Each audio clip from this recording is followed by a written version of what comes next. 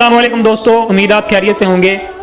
دوستو آج اپنی ویڈیو کی ابتدا میں ایک خوبصورت شعر سے کرنا چاہتا ہوں کہ محمد سے وفا تو نے تو ہم تیرے ہیں، یہ جہاں چیز ہے کیا لوہو قلم تیرے ہیں۔ دوستو اعلیٰ حضرت رحمۃ اللہ تعالی علیہ سے کسی شخص نے پوچھا کہ ایک عورت نعت پڑھ رہی ہے اور ایک غیر محرم اس کو سن رہا ہے تو کیا حکم ہے؟ آپ نے فرمایا کہ اس کا یہ نعت پڑھنا نیکی نہیں بلکہ حرام ہے۔ دوستو نبی کریم صلی اللہ تعالیٰ علیہ وسلم کی شان اقدس میں عرض کیے جانے والے اشعار کو نعت کہا جاتا ہے۔ نعت کلام ایسا مقدس کلام ہے جسے ہر مسلمان بہت عزت و احترام اور اشک بار ہو کے سنتا ہے، اور محبت مصطفیٰ دل میں رکھنے والے نہایت ادب و احترام کے ساتھ لکھتے اور پڑھتے ہیں، اور یاد رسول اکرم صلی اللہ تعالیٰ علیہ وسلم میں عشق مصطفیٰ رکھنے والے آنسو تک بہاتے ہیں۔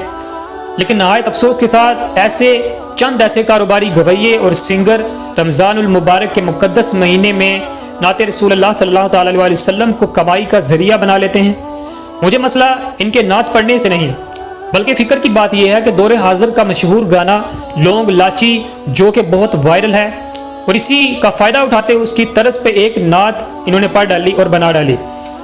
ہمارے ملک پاکستان کے مشہور شاعر احسن صادق نے اپنی قابلیت کا غلط استعمال کرتے ہوئے ایک نعت لکھی، مکی مدنی نال گلاں کر دی ہوندی، جس کی طرز مکمل لونگ لاچی گانے پہ مبنی ہے۔ دوستو وہ ویڈیو کو میں مزید آگے بڑھانے سے پہلے چاہتا ہوں کہ آپ یہ سماعت فرمائیں۔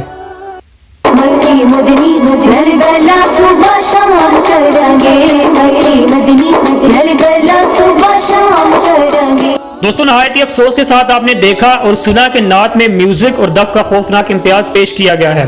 جس یوٹیوب چینل پر یہ ویڈیو اپلوڈ کی گئی ہے وہ آپ کے سامنے ہے، اور اس کو اوپن کر کے آپ ویڈیو دیکھ سکتے ہیں اور سن سکتے ہیں۔ دوستو آخر میں میں اتنا عرض کروں گا کہ صد افسوس ایسے لوگوں پر جو فقط چند پیسوں کی خاطر ایسی گھٹیا اور بے ادب گستاخانہ حرکتیں کرتے ہیں، اور سب نعت خوانوں سے میں گزارش کرتا ہوں کہ خدا را اسلام کو بدنام نہ کرو اور سچے دل سے بارگاہ رسالت محمد صلی اللہ تعالیٰ علیہ وسلم میں توبہ کرو۔ علماء کرام کا متفقہ فتویٰ ہے کہ نعت کو بطور کاروبار پڑھنا، پیسوں کی ڈیمانڈ کرنا سب ناجائز و حرام ہے۔